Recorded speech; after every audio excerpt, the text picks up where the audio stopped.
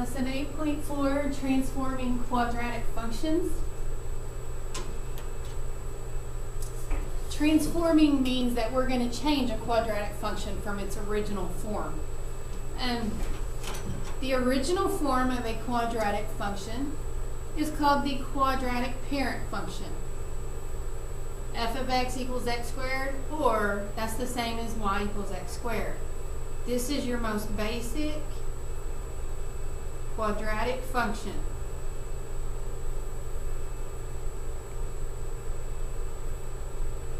Okay.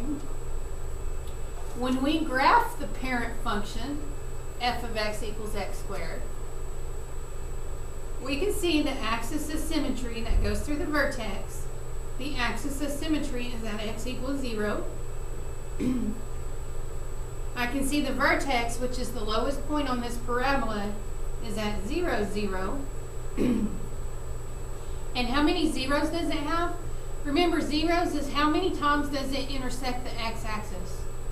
At 1. It only intersects one time, so it has 1 0. Okay? And if you wanted to graph that in your calculator, you would just go to y equals x squared, graph it, and you're going to get this same graph. Excuse me, all this coughing. I'm tired when I get over this sickness. Alright, comparing functions.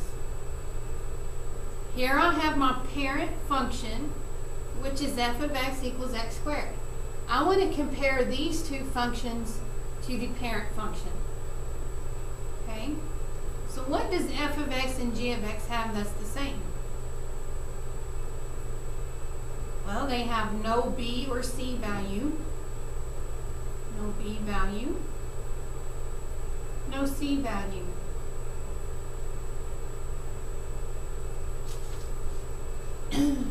What is different?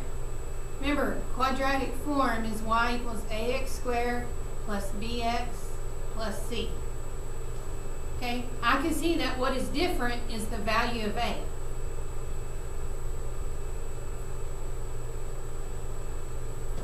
So if the only thing that we've changed in each of these functions is our value of a, what does that do to our graph? Well, I've graphed them here on this paper.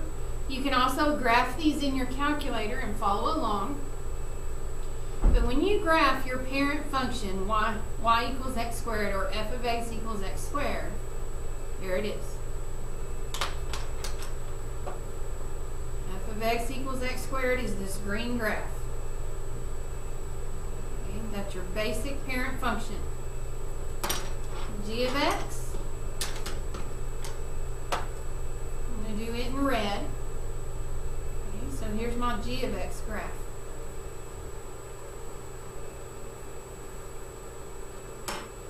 And then my third line here, or my third parabola, I'm going to do in purple, we have right here. Again, graph these in your calculator, you're going to get the same thing. Well, what is the same? Well, I can see they have the same axis of symmetry.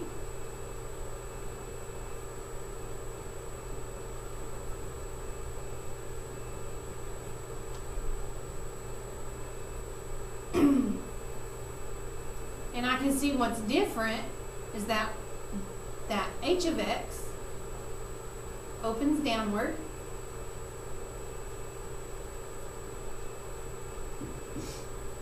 And I can see that g of x is wider.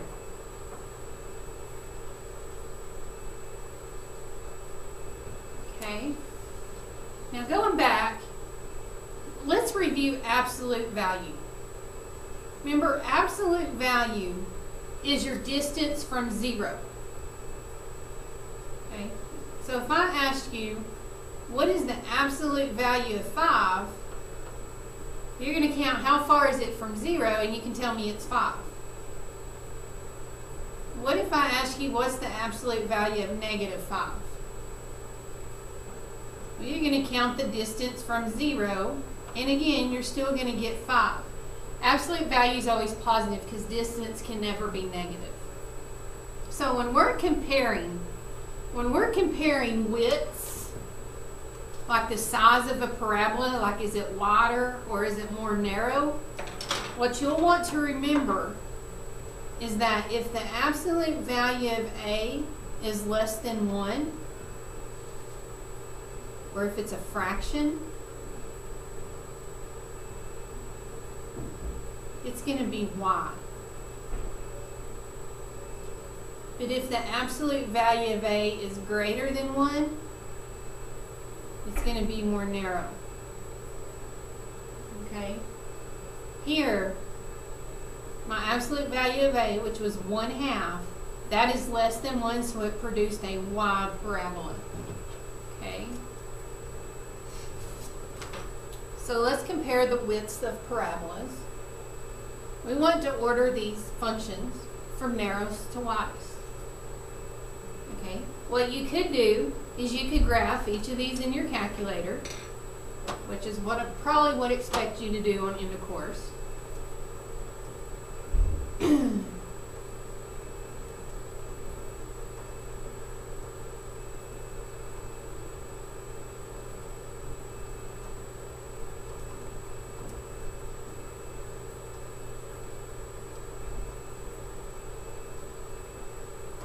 Okay, so let's graph negative 2x squared. Okay, I'm taking a good look at it, and I can see that it's pretty narrow. Now let's graph y equals, right under that, let's graph 1/3 x squared.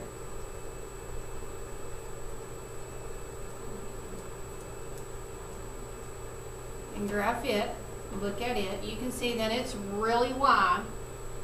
Now let's graph that third function, 4x squared.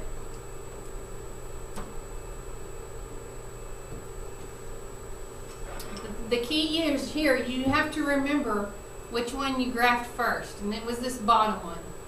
Okay, which is my widest? That's going to be last because we're going from narrowest to widest. I can see my widest was right here, the second one that I graphed. So since it's my widest, I'm going to order it as last. Now, which one was my narrowest? Well, it was this third one that I graphed, so it's going to go first, second, and third. So let's order the functions from narrowest to greatest. Narrowest was my h of x, and then I had my f of x, and then I had my g of x. And then it just says use a calculator. Step 1 said find the absolute value of A. So on this first function, the absolute value of negative 2 is 2. The absolute value of 1/3 is 1/3. And the absolute value of 4 is 4. Okay. Greater than 1, the more narrow it's going to be. So since 4 is my biggest number, it's going to be my narrowest. That's why I put a 1. And then we come with 2. So I put a 2 because it's not as narrow. And remember, if it's a fraction, it's going to be really wide. So therefore, that was my widest function. Okay, look at B. All right, let's find the absolute value of A, which the absolute value of 2 is 2. Here, the absolute value of negative 2 is 2. So, what do you notice? They have the same absolute value of A, therefore, they are going to be the same width. It's just that one's going to open upward, the other one's going to open downward. But they are the same width. Okay. Going on to compare the functions. Here I have my quadratic parent function.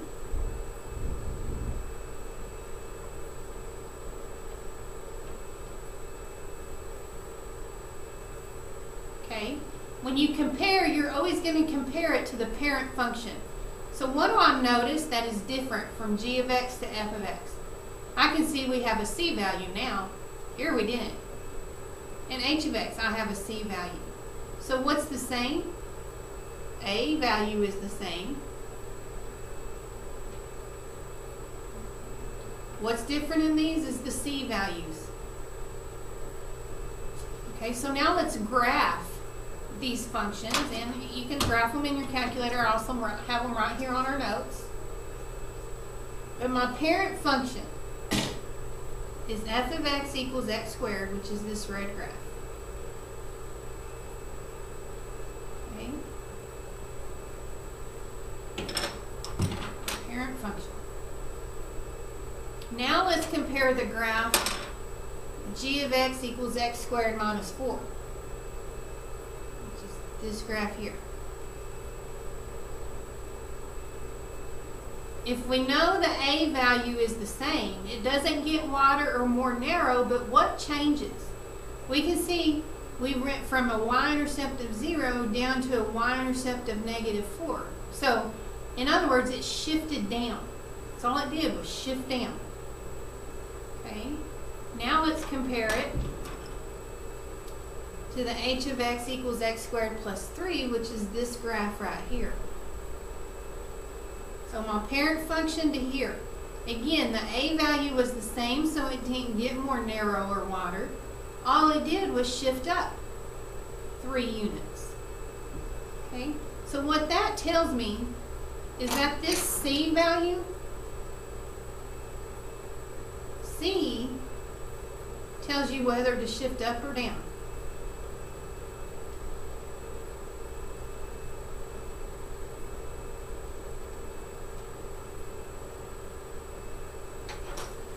So if I'm comparing what's the same in these graphs, they have the same axis of symmetry.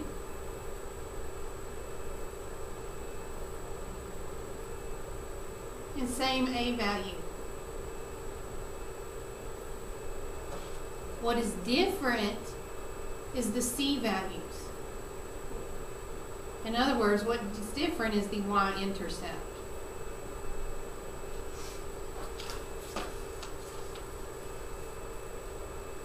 And this is just a recap of what I told you.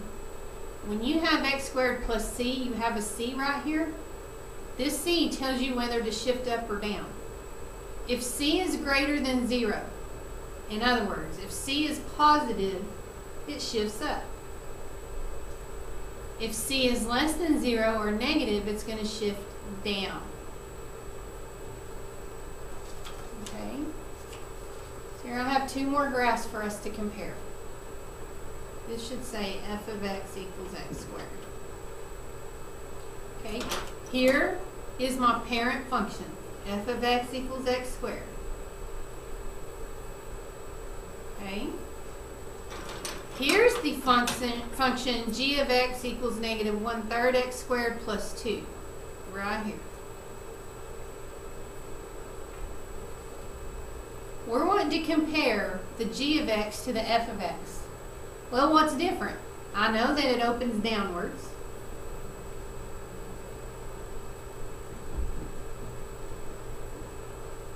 I can see that it's wider. It's wider because this is a fraction. I can also see that it shifted. Did it shift down or did it shift up? We shift up 2 units. Here, we have a plus 2. That means we're going to take it and we're going to shift it up 2 units.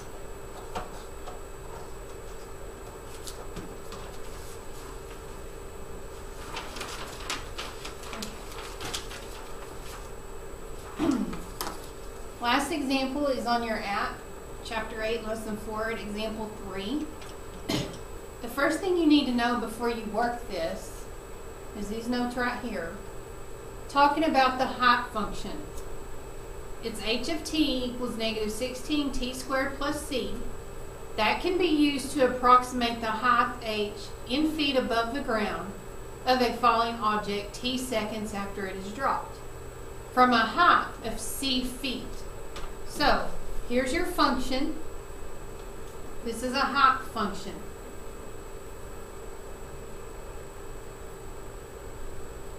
Height function is h of t equals negative 16t squared plus c.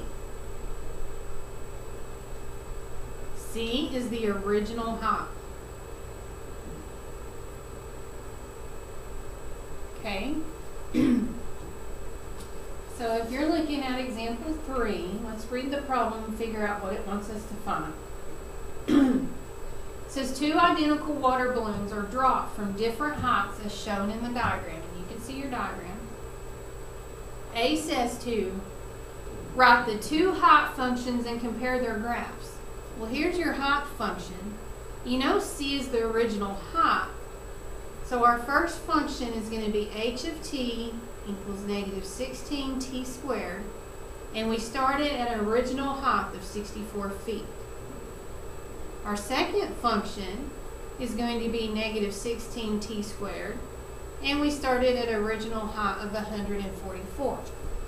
So I want you to graph these. I want you to graph these and compare the graphs. Okay, well, I want you to get your calculator and I want you to set your window for me. Okay, so you're going to turn your calculator on and we're going to go to window. Okay, I can see that t is really my x. I want my x values to go by 1, and I'm going to start with 0 because if I'm talking about time, time is not negative. The smallest amount of seconds we can have is 0. Same thing, if this is my height, the smallest height you can have is 0. It's not negative. So I want my x min to be 0. I want my x max to be 5, looking at this. And I want it to count by 1, so I want my scale to be 1. My y min, I want it to be 0. My y max, I went 160 feet because the highest we're going to go is 144. And I told it to count by 20s, just that, so that way we can save room. Okay, so now that I have my table set, or my window set, I'm going to go back to y equals, and I'm going to put in my 2 functions. Negative 16x squared plus 64. Let's clear that and put that on the first one. Negative 16x squared plus 64. And then negative 16x squared plus 144. And I'm going to graph them. Okay? Compare the graphs. Well, you can see that one's not as steep as the other. The other one doesn't start out as high. You can see all that. Okay? But B wants you to find how many seconds does it take for these water balloons to hit the ground. Okay, well at ground level, it's at 0 feet. So in how many seconds does my height equal 0? In other words, I want my y to equal 0. So I'm going to bring up my table.